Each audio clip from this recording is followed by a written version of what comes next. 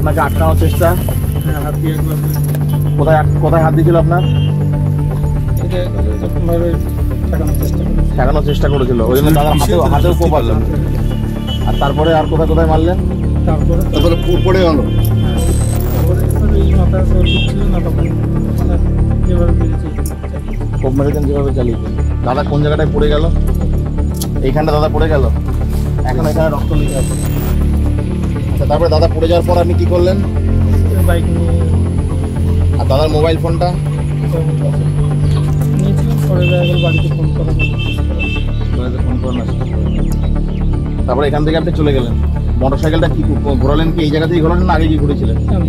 যেখানে ছিল ওখান থেকে ঘোরালেন। ঘুরিয়ে কীভাবে গেলেন দেখুন।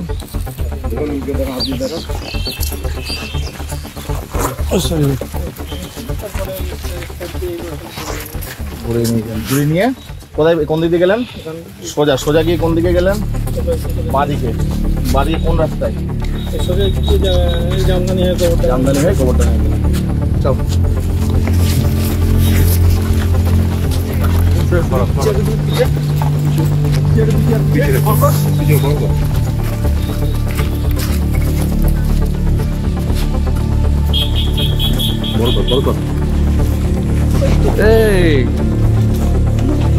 এই লম্বু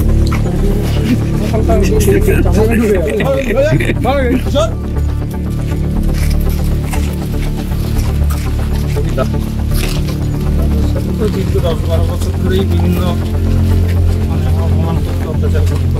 আর সেই নিয়ে মানসিক অশান্তিতে ভুগছিল। আচ্ছা, আর কোনো অত্যাচার অপমান ছাড়া? বিভিন্ন বিষয় নিয়ে বিরোধ ছিল। কি বিষয় নিয়ে বিরোধ ছিল? বিভিন্ন দেখা গেল বাড়ি করার সময় আমাদের বিভিন্ন করা জমি জায়গা নিয়ে কি ছিল? এটা মানে জমি জায়গা দেখা গেল ভাগ টাগ করে নিলে ভালো হয়। ঠিক আছে, দাদা কি ভাগ দিচ্ছিল না? হ্যাঁ, ভাগ এখন দিচ্ছিলাম যে পরে দেবো। টাকা পয়সার ভাগ কিছু?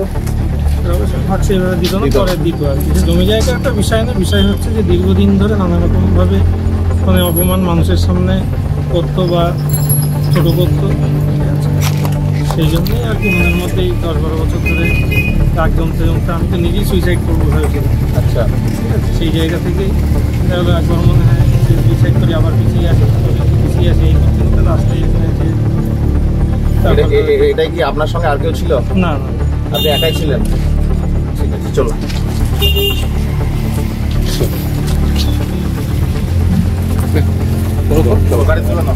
আপনি এখান থেকে বেরিয়ে কোন দিকে গেলেন? সোজা বাইকে চেপে? বাইকের নাম্বার প্লেটটা কি ছিল? দিদিকে ফাঁকা ছিল? হ্যাঁ, চল খুলে